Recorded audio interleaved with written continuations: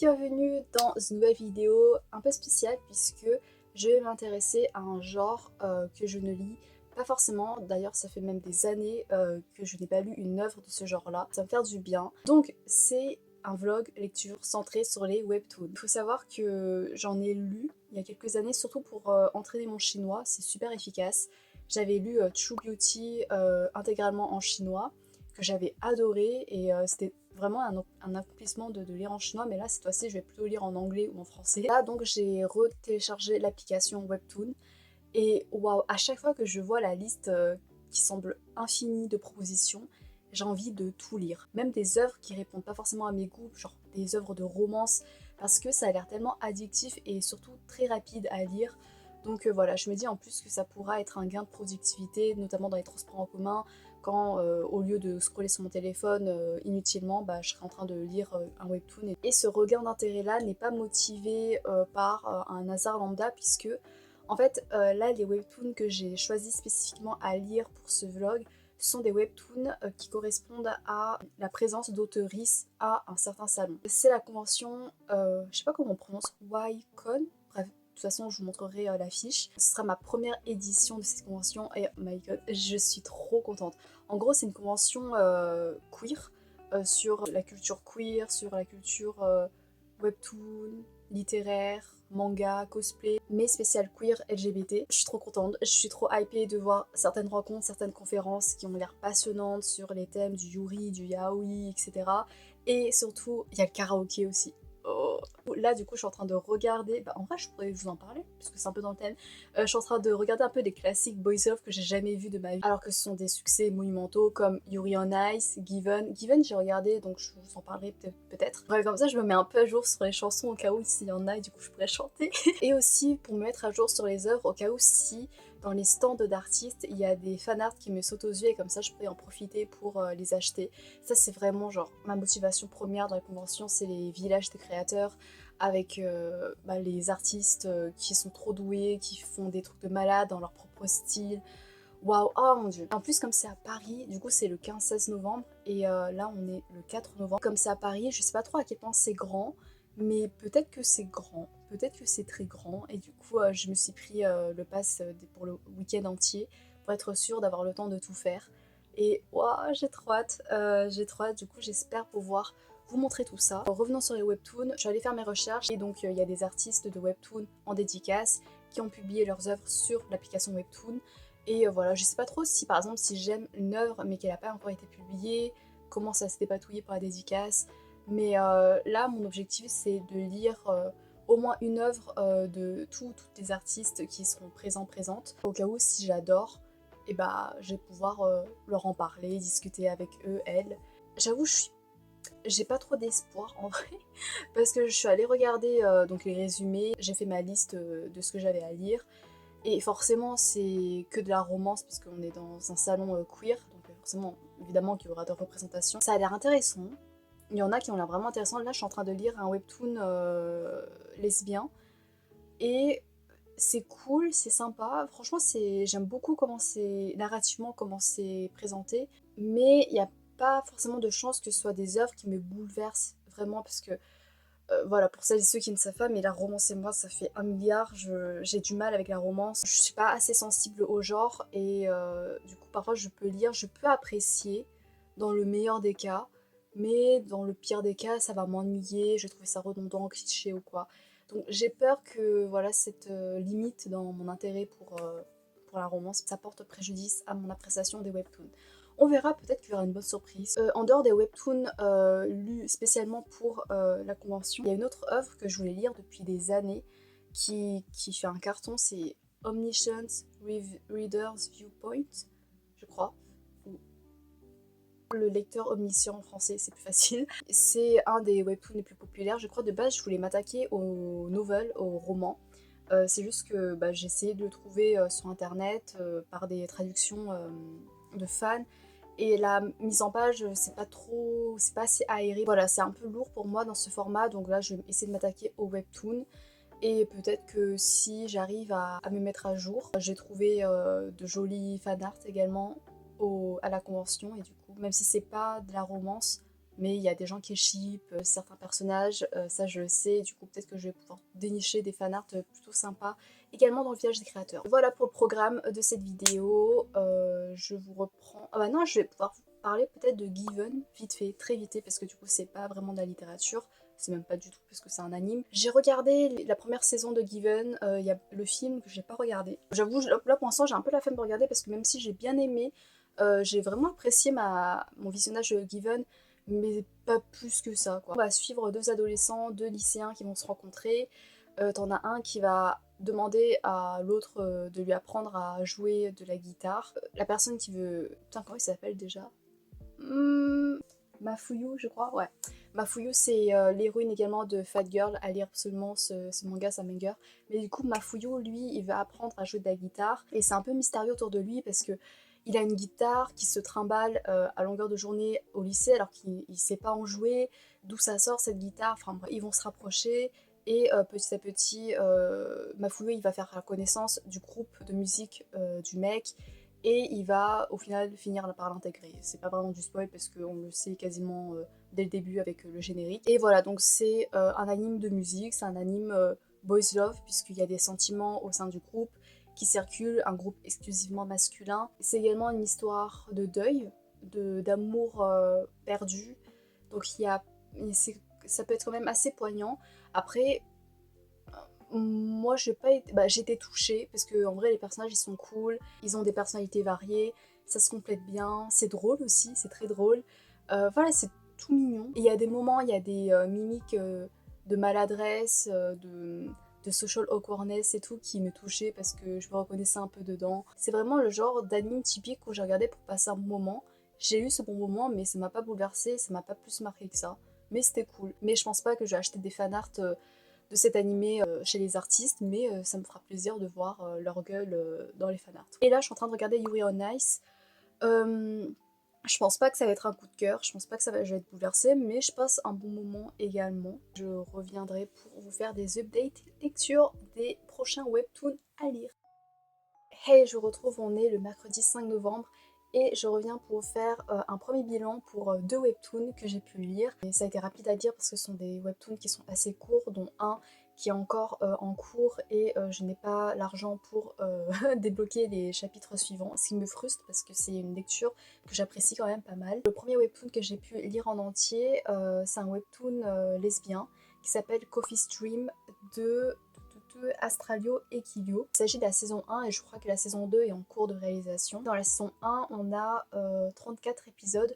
Voilà, donc c'est vraiment rapide à lire. On va suivre une histoire d'amour entre deux jeunes femmes qui sont vraiment différentes, qui ont l'air vraiment opposées dans leur caractère, dans leur éducation. T'en as une qui vient d'un milieu assez bourgeois, assez aisé, qui fait des études de droit, tandis que l'autre, elle veut devenir tatoueuse et elle est moins proche de sa famille. Donc la fille bourgeoise, je m'en rappelle plus son prénom, Ambre, elle cherche une colocation puisque elle veut fuir l'environnement familial qui est très oppressant puisque ses parents lui mettent énormément la pression pour qu'elle réussisse avec brio ses études de droit. Sauf que, vous vous en doutez, ça va être une colocation avec l'apprentie tatoueuse, putain quoi elle s'appelle, Dahlia.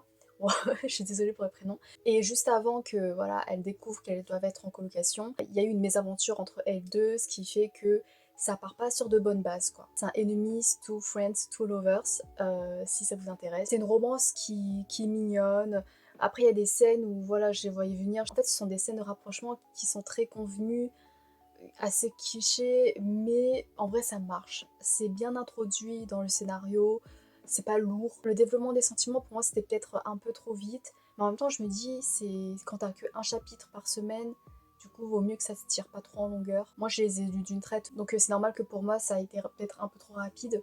Mais en vrai c'était mignon. Il y a une scène, vraiment une toute petite scène dans l'épilogue à la fin, j'ai eu mon cœur qui a raté un battement parce que je sais pas, j'ai trouvé l'atmosphère, c'était bien fait, c'était bien sensuel, c'était vraiment une petite case, hein, vraiment, mais je sais pas, la manière dont c'était fait, c'était mignon et c'était sensuel. Il n'y a pas de scène explicite, donc vraiment, voilà, si vous créez ce genre de choses ou si vous voulez conseiller à des personnes mineures, en vrai, ça se lit de manière très accessible. Et ce que j'ai bien aimé, c'est au niveau des trajectoires individuelles des personnages, le fait que au niveau de leur personnalité, ce sont des héroïnes qui sont imparfaites et du coup il y a une belle marge d'évolution à voir. Ça offre de belles occasions pour se remettre en question, pour apprendre à mieux communiquer, c'est un fort message dedans. Au niveau par exemple de Ambre, Ambre au début, voilà, elle peut sembler très hostile, mais petit à petit tu te prends quand même pas mal d'attachement pour elle. Le fait qu'elle soit tiraillée dans ce dilemme entre répondre aux attentes des autres, répondre aux attentes de sa famille et suivre sa passion, suivre ses rêves, parce que depuis toute petite elle a toujours voulu devenir actrice ou en tout cas voilà, jouer dans le milieu du théâtre. Et ça met notamment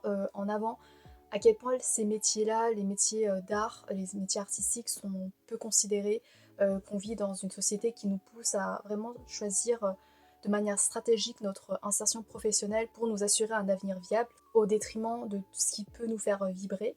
Et du coup, le fait de voir ces deux héroïnes qui essayent de s'en sortir pour atteindre leurs rêves, c'était vraiment beau. Et à la fin, elles sont toujours dans ce processus-là.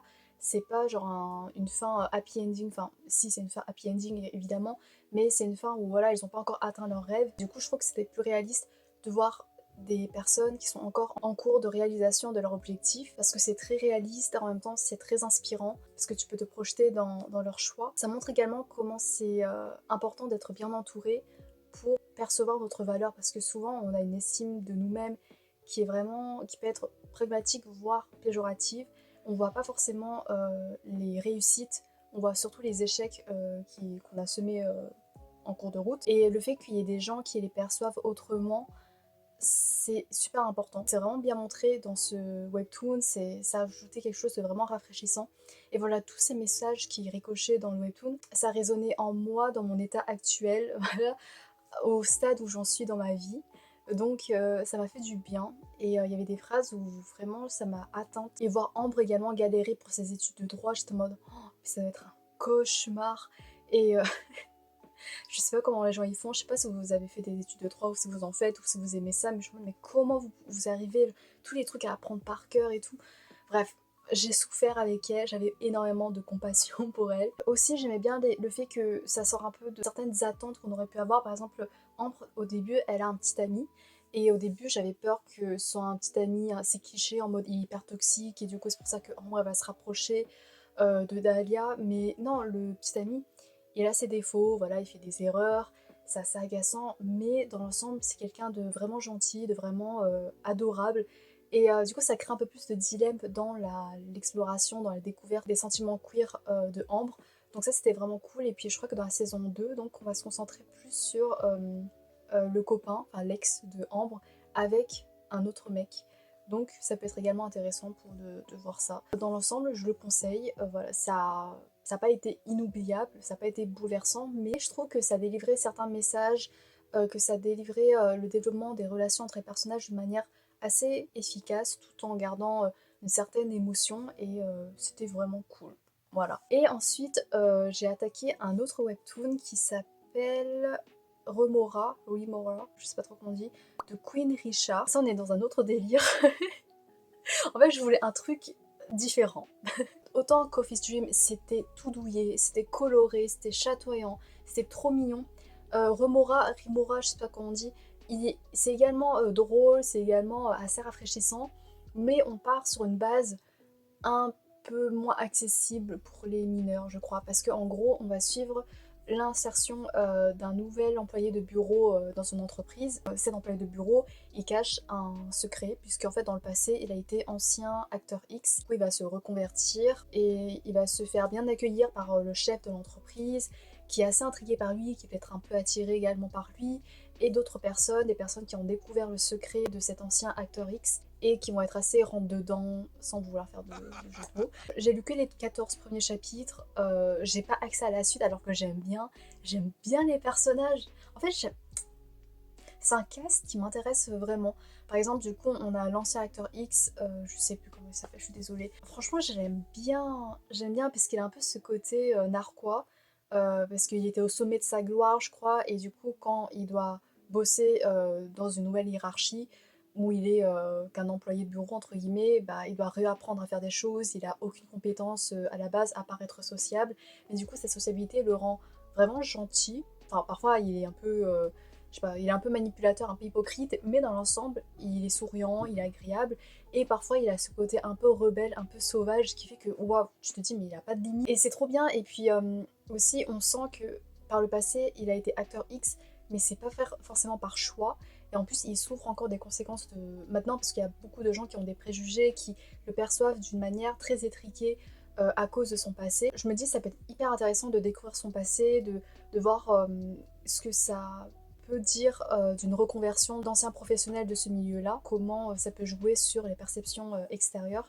Donc ça peut être vachement touchant et très intéressant et très percutant. Pour les autres personnages, t'en as qu'on déteste, enfin t'en as surtout un qui déteste, qui est vraiment lourd avec le mec. T'en as d'autres qui sont plus ouverts d'esprit et du coup ça fait trop du bien et genre du coup j'ai trop envie d'apprendre à les connaître. T'as le chef avec qui la romance va se développer, j'imagine, lui pour l'instant il est pas au courant et il est trop mignon, genre c'est vraiment un mec hyper sensible. Je sais pas comment dire, c'est vraiment un nounours. Il y a des dynamiques qui peuvent s'avérer assez intéressantes à suivre et c'est rafraîchissant et c'est drôle. Et voilà, donc j'ai très hâte d'en apprendre plus sur le héros qui était ancien acteur X. Et voilà pour le premier bilan. Maintenant, je vais... Qu'est-ce que je vais lire? J'espère que pour les autres webtoons, j'ai pas trop me lasser parce que comme j'enchaîne les webtoons de romance, j'ai peur que ça porte préjudice pour les autres webtoons parce que je serai moins hypée ou je serai déjà lassée du genre quoi. Donc j'espère que ce sera pas le cas, donc on verra pour la suite. Hey, je vous retrouve, on est le samedi 8 novembre et je reviens pour un petit update des webtoons que j'ai pu lire ou du moins essayer de lire parce qu'il y a eu 3 abandons et une déception. Bon, voilà le bilan de ce clip. J'ai essayé de lire le webtoon Boyfriends de Riff Rainbow parce que j'avais vu sur le compte Instagram de la convention que l'artiste allait proposer à la vente plusieurs goodies issus de son webtoon et comme j'aime pas mal les couleurs, ça a l'air coloré, ça a l'air très adorable. Je me suis dit autant donner une chance au webtoon pour voir si ça me plaît, comme ça je pourrais dévaliser son stand. Alors c'est pas que ça m'avait pas plu, mais je trouve que c'était un peu redondant. Enfin, c'est pas un truc qui m'intéressait forcément parce que c'est que centré autour de la romance, puisqu'on va suivre un quatuor de personnages qui vont s'investir dans une relation polyamoureuse entre eux quatre. Et donc c'est très mignon, c'est rigolo, les personnages ils sont authentiques, ils sont rafraîchissants, mais ça va pas donner envie plus que ça d'aller au bout des nombreux chapitres. Donc je me suis arrêtée je crois au chapitre 20. Après c'est très court à lire. Donc voilà, c'est rapide, c'est facile, ça peut être addictif, mais je sais pas, c'est juste... il y avait trop de romance puisque ça tourne que autour de ça et toutes les relations sont amoureuses. Donc je m'en foutais un peu. Mais c'est intéressant pour voir le polyamour parce que du coup ça soulève des questions et des réflexions, donc ça peut être intéressant. Ensuite, les 3 autres webtoons que j'ai essayé de lire sont issus d'une même artiste, d'une artiste qui s'appelle Keina Cho. J'ai pas accroché à son style. J'ai essayé Jack and Jack. C'est l'histoire de 2 ex qui se retrouvent. Ils ont eu un passé assez dur. T'en as un qui a abandonné l'autre méchamment. Du coup, l'autre a été traumatisé par cet abandon et donc quand ils se retrouvent, il y a des blessures qui se rouvrent, mais l'autre il a peut-être des raisons pour l'avoir quitté. Lui, c'était le premier et j'ai pas accroché parce que je trouvais vraiment la narration maladroite. J'y reviendrai dessus. Donc oui, c'était un boys love et donc je voulais tenter un autre qui était un webtoon lesbien. Je me suis dit que peut-être ça allait mieux passer, qui s'appelle Sayari. C'est une femme qui a des dettes et du coup elle va rentrer dans un gang et donc ça va être une romance entre elle et la chef des mafieuses. Et pareil, c'était maladroit. Et les étapes de la relation s'enchaînaient mais de manière trop rapide. Bref, j'ai pas accroché donc j'ai pas continué. Mais j'ai lu et terminé un autre webtoon qui s'appelle Love sur 20. Genre il y a une barre et c'est 20. Lui au début ça passait mieux. Et ensuite ça s'est cassé la gueule. On va suivre une fille qui est dans une relation très toxique. Et un jour, il y a 2 nouveaux élèves, ce sont des frères, qui vont être dans sa classe. Et en fait, quand elle les voit, elle a l'impression de les connaître. Parce que ce qu'il faut savoir, c'est que l'héroïne, elle est amnésique, elle a perdu des souvenirs de son enfance suite à un accident. Elle se dit peut-être que ces deux-là font partie de son passé. Et voilà. Alors, au début, ça allait bien, parce que même si, encore une fois, la narration, je la trouvais un peu maladroite, même si un peu moins que dans les 2 autres webtoons, franchement, il y avait des réactions qui étaient marrantes. J'aimais bien les dynamiques entre les personnages, notamment la relation entre les frères. Je trouvais que les mecs, ils étaient green flag. Ils avaient plusieurs aspects dans leur personnalité qui ressurgissaient. Ils avaient beaucoup de sensibilité en eux. Et c'était très mignon et c'était hyper rafraîchissant. Donc je me suis dit, waouh, je m'attache aux personnages. J'aime bien leur relation, c'est trop mignon. Mais plus on avançait et plus ça allait pas. En fait, au niveau déjà du graphisme, je trouvais que c'est pas que c'était moche, parce que franchement elle dessine bien, mais au niveau des perspectives, au niveau de l'enchaînement des plans, des séquences, des cases, il manquait des transitions et du coup t'avais des événements qui étaient laissés en stand-by, ensuite on passait à autre chose et on sait pas comment on est passé à là. Et donc il y avait vraiment un manque de transition qui me sortait de l'histoire. J'avais l'impression d'avoir manqué des scènes assez importantes ou des chapitres. Donc on a un triangle amoureux avec les deux frères. Le triangle amoureux, il a brisé la relation hyper cool entre les deux frères. L'affiche, la photo du webtoon, ça spoil avec qui elle va finir, donc ça a enlevé même du suspense, parce que moi j'aime bien les triangles amoureux si j'arrive à être happée et si jusqu'à la fin on sait pas avec qui elle finit. S'il y a vraiment un minimum de suspense, comme ça me laisse un peu le champ pour faire mes propres choix et mes propres hypothèses. Mais là, c'était couru d'avance. Il y avait, je trouvais, des choix aléatoires chez les personnages. T'es en mode, mais pourquoi il a fait ça? Et du coup, c'est pour ça je me disais, mais il manque des informations là. Il manque des événements, il manque des éléments de narration. Parce que il y avait des moments où je me demandais, mais comment cette personne en est arrivée à cette conclusion-là? Je trouvais que la relation amoureuse également, elle se développait assez mal. Et la fin, j'ai éclaté de rire. C'est horrible, mais j'ai éclaté de rire quand j'ai vu, genre, ça se finit mal, t'as un truc angsty. Et le dernier chapitre, t'as une ellipse. Et pendant l'ellipse, ça te résume tout ce qui se passe pendant l'ellipse en mode, ah bah en fait, il y a ça, il y a ça, il y a ça, des trucs assez importants pour déboucher sur un happy ending qui sort de nulle part.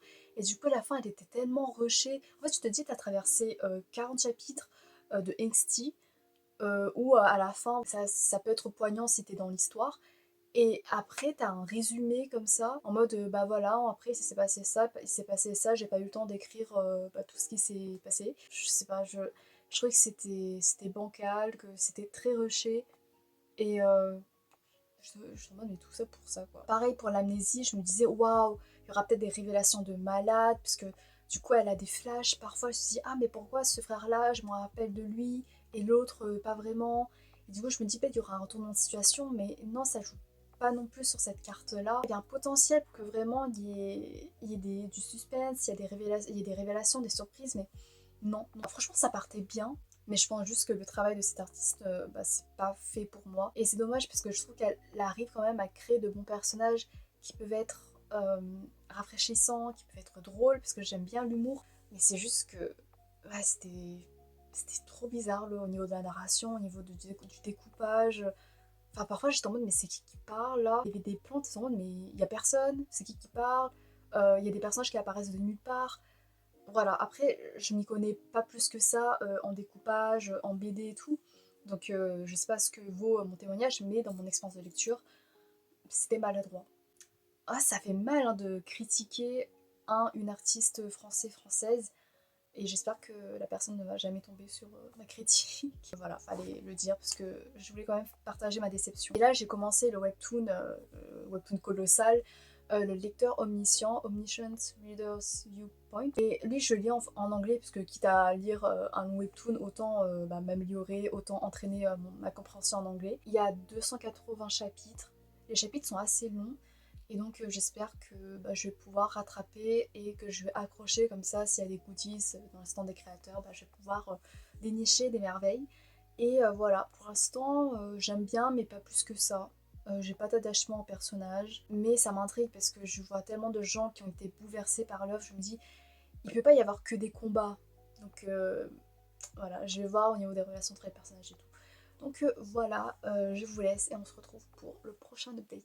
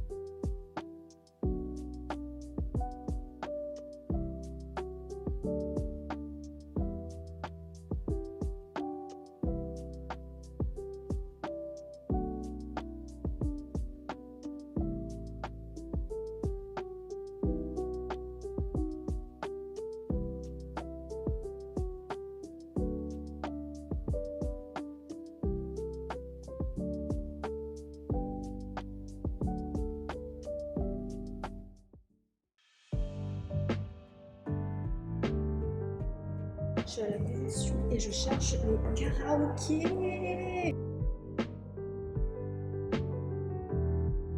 Men have always told me from day one that men read Yuri. Yuri is for men. They have always known.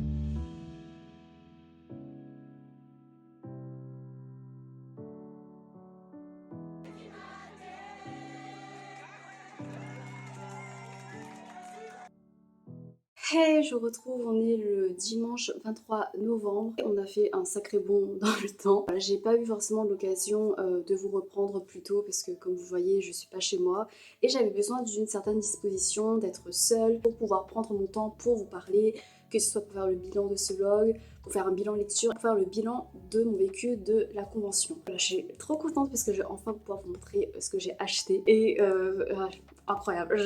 J'ai trop hâte de refaire ma déco avec ces prints.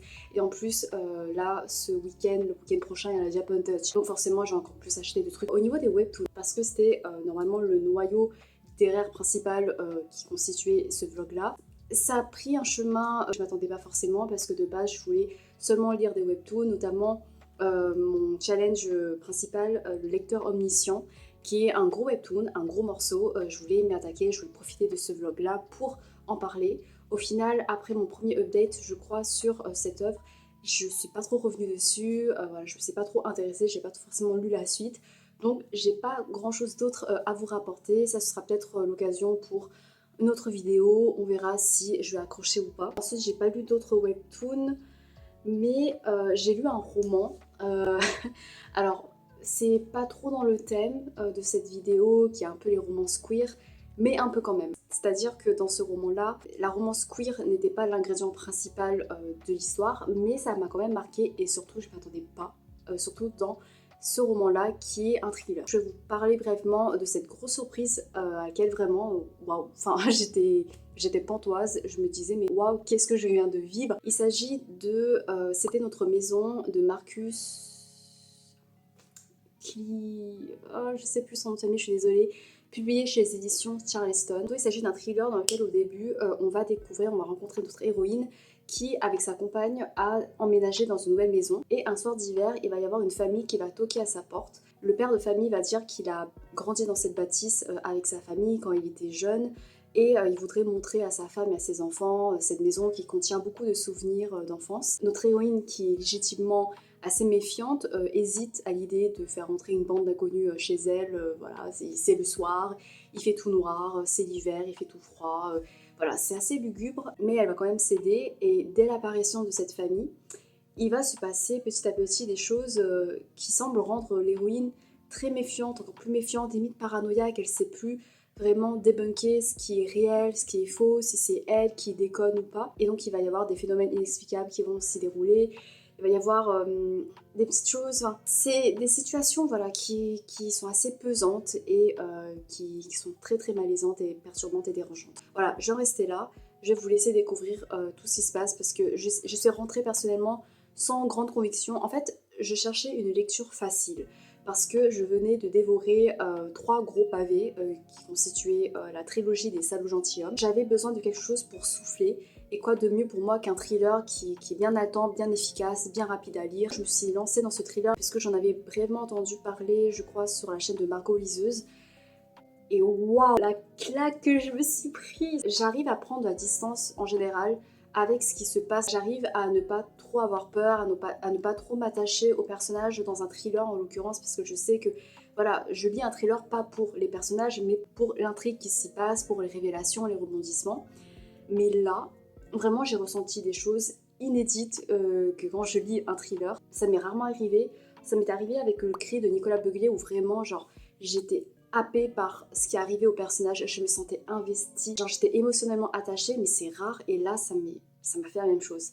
Déjà, j'ai rarement été angoissée pendant une lecture. Je trouvais que les mises en scène, que le suspense c'était bien dosé, que les mises en scène étaient bien graphiques visuellement, que le rythme était bien posé pour aboutir à des screamers, en quelque sorte à des cliffhangers de manière assez efficace. Et du coup, j'arrivais tellement bien à visualiser, j'étais avec l'héroïne et je me mais il y avait des trucs, vraiment, il y a des mises en scène, il y a des plot twists qui me marquent. Je me dis, mais je me sens à sa place et si je vivais ça, mais ce serait un truc de dingue. Même si ce sont des trucs qui paraissent parfois surréalistes, entre guillemets, mais ça va toucher à des peurs primaires, à des peurs que j'ai pas mal développées, notamment en regardant des threads d'horreur sur YouTube, comme une intrusion étrangère chez nous. Déjà, dès le début, t'as ce sentiment-là, rien qu'avec le pitch du début, avec cette famille qui rentre chez toi. Et je trouve que l'étrangeté, que la méfiance, que ce sentiment de malaise s'impose, mais de manière subtile, naturellement. Et en fait, comme tu suis tout ça à travers les yeux de l'héroïne, et que parfois tu as l'impression qu'il y a des choses qui sont contre ces impressions à elle, tu te poses quand même des questions, tu te dis est-ce que c'est elle qui a raison, ou alors elle est trop paranoïaque, elle est trop méfiante, et tu commences à questionner, à remettre en question sa sanité. Je vais pas vous spoiler les plot twists et tout, mais c'est un peu un truc dans le délire des théories du complot. En général, c'est pas ça que je recherche dans un thriller. Dans un thriller, j'aime bien quand tout est ancré dans la réalité, quand tout est explicable de manière pragmatique et cartésienne. Mais là, le fait que la manière dont ça introduit l'étrangeté, je trouve que c'est fait fluidement, naturellement, et du coup ça a fait que j'ai adhéré de manière progressive parce que j'étais sensible dès le début à l'horreur, au danger, au stress, à l'angoisse, et du coup j'ai mieux suivi le fil que ça empruntait parce que je me sentais vraiment investie dans ce qui arrivait à l'héroïne. La fin, alors à la fin, ne vous attendez pas à une fin où il y a toutes les révélations. C'est une fin semi-ouverte dans le sens où c'est pas une conclusion fermée, mais il y a quand même des réponses implicites. Personnellement, ça me va. Alors que normalement, encore une fois, dans un thriller, je veux que tout soit tranché. Je veux avoir les réponses de A à Z. Je veux que tout soit clair. Mais là, j'étais ouverte et vraiment, j'ai adoré la fin. En fait, c'est cet équilibre entre fin frustrante et tu comprends quand même qu'est-ce qui s'est passé et comment c'est possible. Du coup, ça rend le truc hyper amer. Je peux pas rentrer dans les détails, mais en fait, cette amertume, je l'ai profondément ressentie et j'ai même versé une larme parce que j'arrive du coup à la raison par laquelle je voulais parler de ce roman dans cette vidéo-là. Je me suis attachée aux héroïnes. Donc, il y a un couple lesbien. Et personnellement, je crois que c'est la première fois pour moi que je suis un couple lesbien comme protagoniste dans un thriller. Je me suis grave attachée à leur dynamique. Je trouvais qu'il y avait des petits moments de tendresse qui était pertinente pour moi, où vraiment je me suis prise d'affection pour elle, j'ai eu un crush. Genre, déjà m'attacher à des personnages dans un thriller, c'est inédit pour moi, mais en plus, avoir un crush sur un personnage à ce niveau-là, c'est incroyable pour moi. J'ai eu un crush pour la compagne de l'héroïne. Je sais pas, je trouvais qu'elle avait une énergie, qu'elle était tellement attendrissante et tellement affectueuse. Et j'étais waouh, mais reine. Elle me rappelait un peu Vi dans Arcane. Après tout, me rappelle Vi quand j'ai un crush sur un personnage féminin. Bref, je sais pas, je suis trop attachée.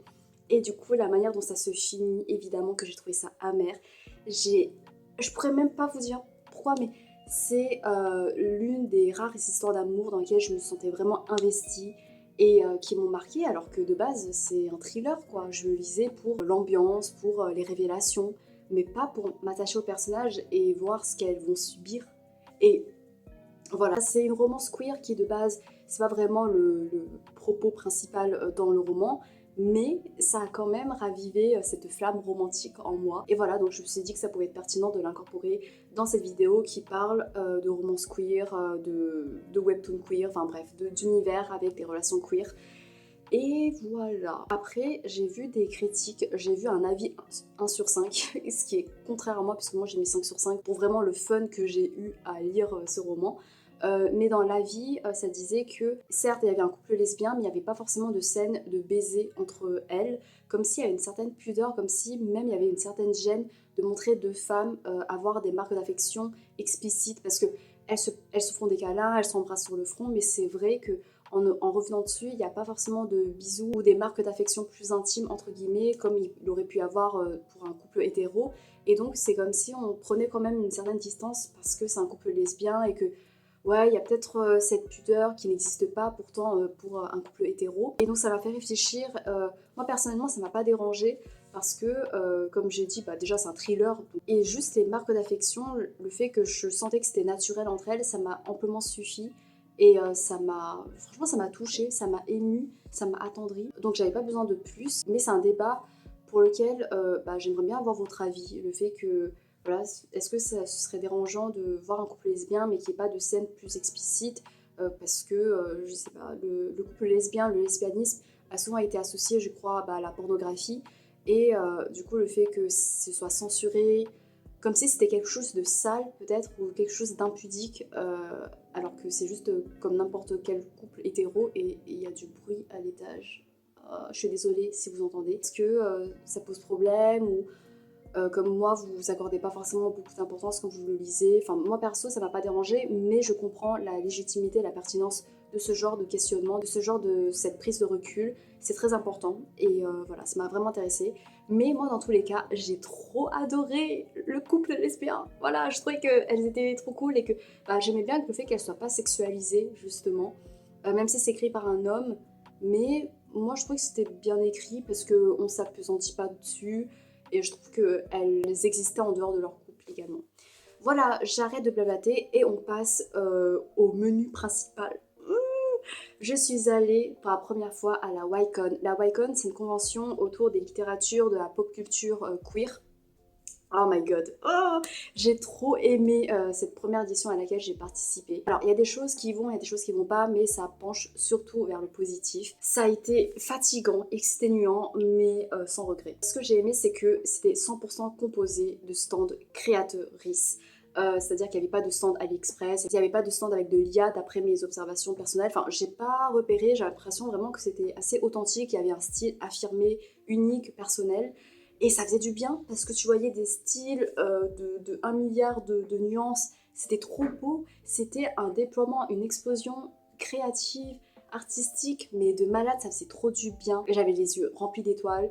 Le truc qui me gênait, c'était qu'il y avait pas mal de personnages mineurs, comme dans My Hero Academia, qui étaient sexualisés. Parce que voilà, donc il y a pas mal de fanart, d'illustrations érotisées, puisque bah, ça va mettre en avant des relations queer et tout. Et autant il y avait des illustrations érotisées qui étaient vraiment belles d'une manière esthétique, franchement c'était trop beau. D'autres fois, bah, pour les personnages mineurs, ça me pose problème quoi. J'étais assez gênée. Sinon, on a pu également participer à des conférences, c'était pour la plupart très intéressantes, il y avait une mise en avant particulière du Yuri, du coup du Girls Love, ce qui est très cool parce qu'en général on parle surtout du Boys Love, mais le Girls Love c'est vrai que il n'y en a pas forcément beaucoup. Après, je m'intéresse pas beaucoup. J'avoue que je lis pas beaucoup de boys love et de girls love en général parce que, en vrai, j'aime pas forcément la romance. Mais du coup, le fait de pouvoir avoir des conférences sur le yuri, sur l'état des lieux, du lectorat, de l'évolution du yuri, que ce soit au Japon ou en Occident, c'était super intéressant. Il y avait le karaoké aussi. J'ai trop aimé, même si c'était sur de très courtes tranches d'horaire.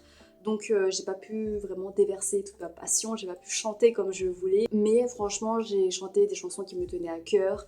Et c'était cool. Ah, j'ai des fourmis dans les jambes. Au niveau littéraire, il y avait plein de maisons d'édition indépendantes. Et ça faisait grave du bien de voir tout ça.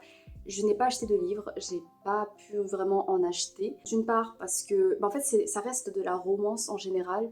Et même si c'est trop cool pour la représentation, mais comme j'ai dit, j'ai du mal avec la romance de base. Donc il y avait peu de chances pour que vraiment j'ai un coup de cœur, pour que j'apprécie vraiment ma lecture sans vraiment trouver des choses à redire, comme des clichés, des stéréotypes qui me lassent un peu. Donc je voulais pas prendre de risque d'acheter un livre et d'en être déçue, mais ça me désole parce que j'aurais trop voulu en profiter littérairement. Et également d'autre part parce que je m'étais fixé un budget restreint. Parce que là, je suis en recherche de boulot, donc j'ai pas forcément beaucoup d'argent. J'essaie d'économiser et là vous allez rire. Parce qu'en gros, je m'étais fixé, enfin du coup quelqu'un m'avait aidé à fixer un budget de 50 €. Je sais pas à quel moment je m'étais dit que j'allais respecter ce budget-là. En fait, je m'étais fixé un budget de 50 € pour moi-même et de 30 € pour les cadeaux. C'était pas possible. Plus j'y allais, plus je visitais les stands, plus j'étais en mode mais c'est pas possible, faut que j'en profite quoi. Alors le premier jour, le samedi, j'ai grave tenu mes engagements, j'ai dépensé que 6 €. Alors d'une part parce que j'ai passé pas mal de temps au karaoké, donc j'étais pas forcément dans les stands, et d'autre part parce que j'avais pas encore visité tous les stands, il m'en restait pas mal. Donc en vrai, je faisais du repérage, je comparais un peu les fanarts pour pas tous les acheter. Et du coup, j'avais acheté que 2 stickers, ça me faisait, non, 3 stickers, ça me faisait 6 €. J'étais trop contente de moi, j'étais en mode, mais c'est trop facile ce challenge, en fait, je vais pas dépasser 50 € easy. Et le deuxième jour, j'ai craqué.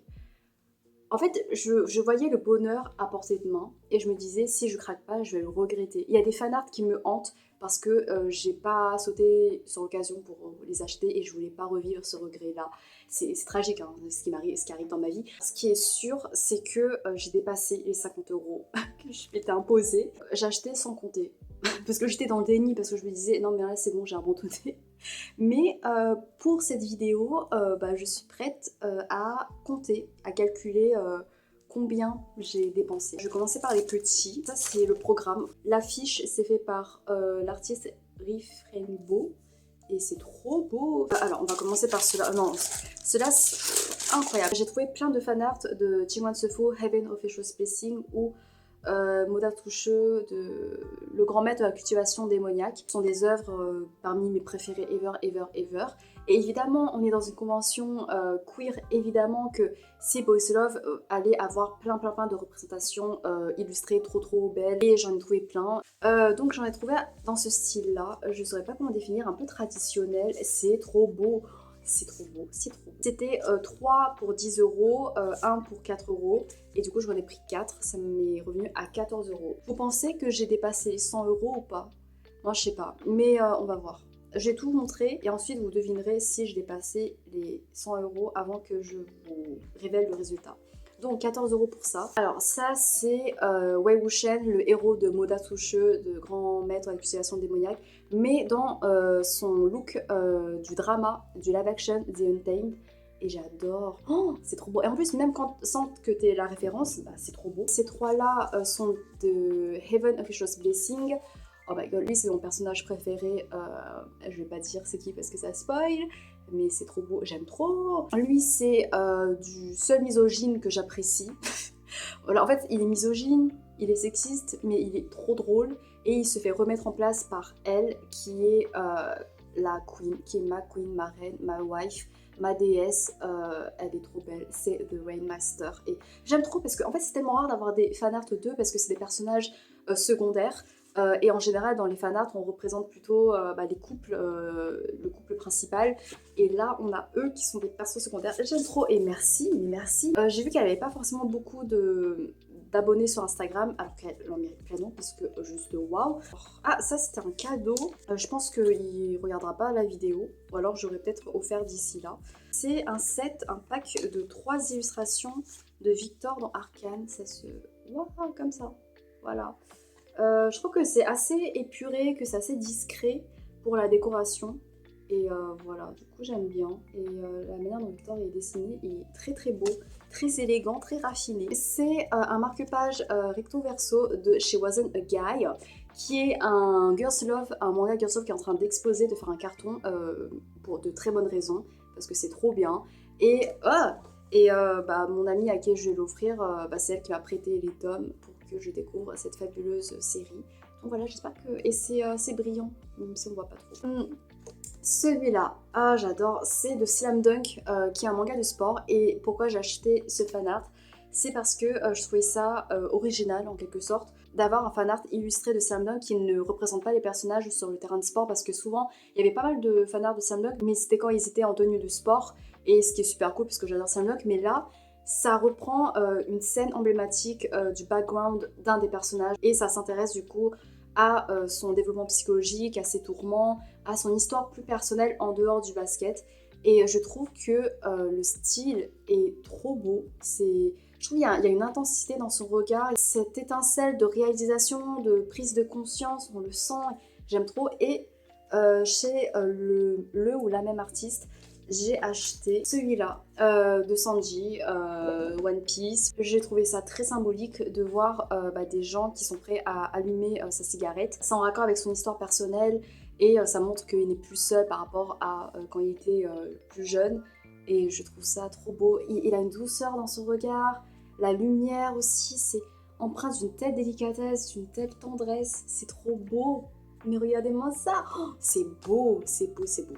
C'est beau. Je sais plus combien ça m'a coûté. Je vais mettre... Est-ce que je vais tricher? Je sais plus. Vraiment, je sais plus. Je crois peut-être 12 €, un truc comme ça. Les gars, oh my god. Ah, oh, c'est un peu abîmé, c'est pas grave. Nico D'Angelo de Percy Jackson. Oh my god. Il y a tellement peu de fanarts de Nico D'Angelo que là, il y en avait pas mal. Il y avait pas mal de trucs autour de Nico, autour de Percy Jackson. Ça faisait trop du bien. Mais j'ai pas tout acheté de Nico, qui est mon personnage préféré parmi tout romans confondus, parce que j'ai grandi avec lui. Je l'adore, c'est mon enfant d'amour. J'ai galéré pour avoir ce fanart parce qu'il y avait tout le temps du monde autour du stand de l'artiste. Et j'arrivais pas à avancer, je voyais de loin. Donc quand j'ai réussi à atteindre le stand, j'ai acheté direct sans forcément m'attarder sur le design de l'illustration, parce que je voulais juste avoir un truc de Nico. Mais là, plus je regarde et plus je suis émerveillée. J'adore. Je sais pas, j'adore son visage, j'adore comment il est illustré, j'adore le concept, le contenu.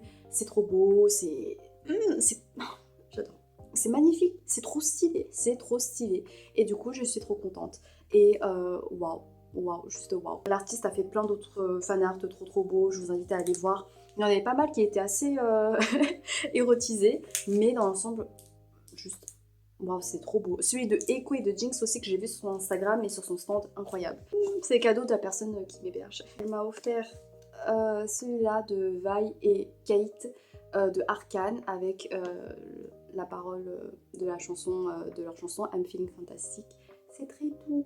Et celui-là, tada, Lady Oscar, notre reine, qui dit Macron explosion. C'est parfait. Je vais l'afficher avec fierté dans ma chambre, c'est sûr et certain. Ça m'a coûté... Attendez. J'ai payé 10 € avec un autre fanart que j'ai offert à une pote. Ça m'a fait 10 €. Je vous dis pas. Comme ça, je vous laisserai deviner. Oh mon dieu. Je suis tombée sur un stand qui mettait superbement bien en avant Sanji. Sanji, c'est mon perso préféré de One Piece, en dehors de Luffy. Je trouve que c'est un personnage qui est sous-coté.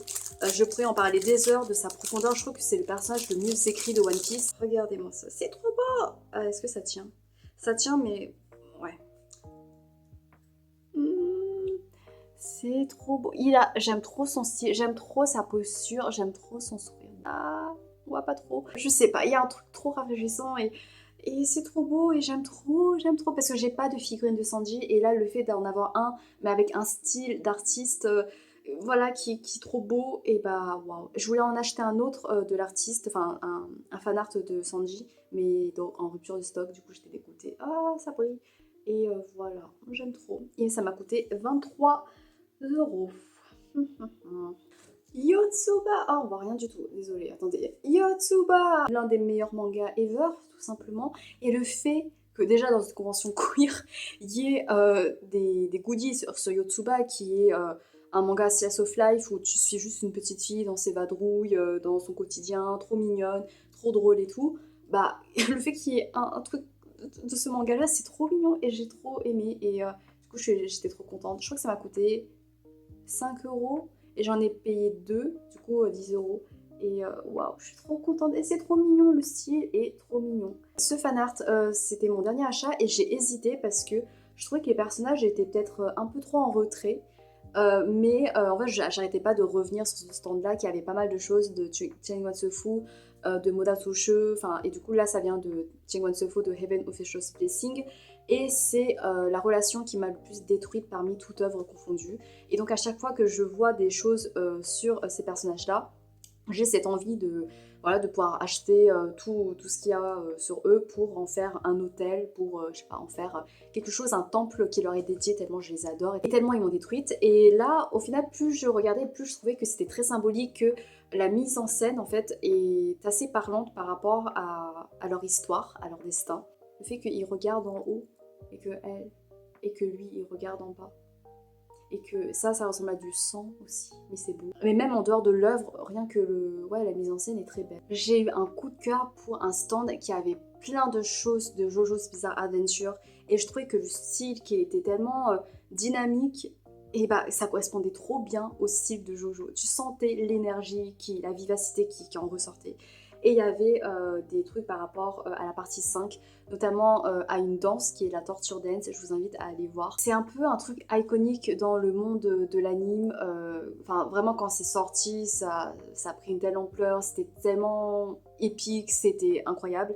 Et il y avait des goodies par rapport à cette danse, dont des stickers. Alors, je sais pas si vous voyez bien, je sais pas. Oh, la qualité est horrible. Je suis désolée pour la luminosité, mais en même temps, j'ai pas trop le choix. Alors là, du coup, c'était 2 pas de danse sur 3. Et c'est 2 de mes personnages préférés de JoJo. Et du coup, j'aime trop. Je sais pas si vous voyez, mais le mouvement, on sent le mouvement, le move. Et en fait, le dimanche, j'ai craqué, j'ai également acheté le print, enfin le fanart, là où on voit cette fois-ci 3 des mouvements avec un autre personnage. Et voilà, j'aime trop. Oh, ça, oh, c'est trop beau. Et j'aime trop, j'ai déjà répété. 2 stickers pour 5 € je crois. Celui-là, il m'a coûté... Putain, il m'a coûté combien? Je crois que c'était 6 ou 7 €. Ah, je vais dire 6 €. Je vais tricher un peu. Ah, j'ai cru qu'on avait fini, mais il me reste des fanarts... des fanarts grandeur nature. Pas grandeur nature, mais grand format. Mais bref. Pour en revenir à JoJo's Bizarre Adventure. Mais regardez-moi ça. Mais juste, regardez-moi ça. C'est Jolyne et Hermès de la partie 6. Et j'aime trop le mouvement, les postures, la confiance qui se dégage d'elle, les couleurs, ça vibre d'énergie, ça vibre de fun et c'est trop beau, juste, j'aime trop. C'est pas forcément ma partie préférée, ni mes personnages préférés, mais juste, j'aime trop la vibe, c'est trop beau. Oh, j'aime trop. 6, 7, 8 €, je vais dire 7 €. Celui-là, c'est un cadeau également. Juliette, si je te l'ai pas encore offert, eh ben, ne regarde pas. Waouh, j'aime trop. Déjà, la couleur, incroyable. C'est Kiku, qui est un personnage trans dans One Piece. Et du coup, le fait qu'elle fasse ce mouvement avec les couleurs trans comme ça, c'est trop une bonne idée. Et c'est trop beau. C'est trop beau. C'est juste trop une bonne idée. J'aime trop les couleurs. Voilà, donc j'espère que ça va plaire à mon amie. Et je pense qu'il n'y a pas de raison, parce que je crois qu'elle aime bien ce personnage. Et c'est trop beau. Ah, et celui-là, c'est un cadeau. Parce que, voilà, je voulais pas l'acheter parce qu'il était cher et du coup, on l'a offert. Incroyable, il est magnifique. Oh my god, waouh. Non mais waouh, les gars, le détail. Oh, Si c'est moche, c'est juste à cause de ma qualité de vidéo et pas à cause du dessin, parce qu'en vrai on voit bien. Il y a plein de détails dans le tatouage de Vi avec son passé, avec des tout petits détails et tout. Et dans l'ensemble, c'est trop bien. Déjà parce que j'adore contempler esthétiquement évidemment le dos de Vi et que ce soit une illustration psychologique plus profonde de Vi que juste du fanservice entre guillemets, même si j'adore les illustrations où c'est du pur fanservice avec Vi, vraiment j'achète. J'aime trop son regard, j'aime trop son profil, j'aime tout. C'est trop beau. Est-ce que j'ai fini Je crois que j'ai fini. Devinez combien j'ai dépensé. Approximativement, j'ai largement dépassé les 100 euros. Oh my god. J'ai même pas regardé mon compte en banque encore. Je suis un peu dans le déni, je fais l'autruche. J'ai dépensé approximativement 113 euros. Oh waouh, c'est beaucoup. Donc, j'ai plus que fail, j'ai doublé le budget normalement qui devait être restreint. Mais ça comptait les cadeaux. Mais même 50 plus 30, ça fait 80. J'aurais dû ne pas dépasser les 80 euros, j'ai quand même dépassé. Mais c'est pas grave. Non, j'avais acheté également un autre fan art. Ouais, j'ai dépensé plus de 115 euros, c'est sûr et certain. Mais c'est pas grave, le bonheur ça ne compte pas, c'est inestimable et je suis trop contente. Oh, parce qu'en fait, je me suis rendu compte qu'il m'est resté de la place dans ma chambre pour les petits fan art. C'est super cool en fait de soutenir les artistes, les cartes de visite et tout. C'est trop beau. En fait, ça fait de la déco en plus gratos. Waouh. Notamment, attendez, je sais pas si j'arrive. Oh, cette carte avec le fan art de Echo. Non mais regardez-moi, c'est trop beau, c'est trop beau. Il y avait ça en fan art, mais j'étais trop pauvre. Mais rien qu'en carte de visite. Il y avait également cette carte de visite incroyable. Cet artiste-là, c'est trop beau. C'est juste que voilà, je voulais pas plus dépasser mon budget restreint. Et donc, du coup, je me suis contentée de prendre la carte de visite qui reprend une illustration qu'on retrouve plus grande sur son stand. Mais en tant que carte de visite, ça me va. Du coup, je pourrais également l'accrocher. Voilà, c'était l'astuce des gens qui sont un peu trop pauvres et qui veulent pas dépasser leur budget, même s'ils ont déjà dépassé leur budget. J'ai trop aimé, c'est la convention. Franchement, c'était trop bien. Il y avait plein de fan art différents, que ce soit des séries américaines, des mangas, des webtoons, des romans. J'ai trop aimé. Merci infiniment d'avoir regardé jusqu'à la fin. Dites-moi s'il y a des webtoons que vous me conseillez, des webtoons que ce soit queer ou même hétéro, du moment que c'est bien ficelé. Je vous lance le challenge de me conseiller une romance, un webtoon romantique qui pourrait me plaire, qui pourrait ne pas me lasser. Merci encore et à bientôt peut-être, je sais pas, j'espère. Salut!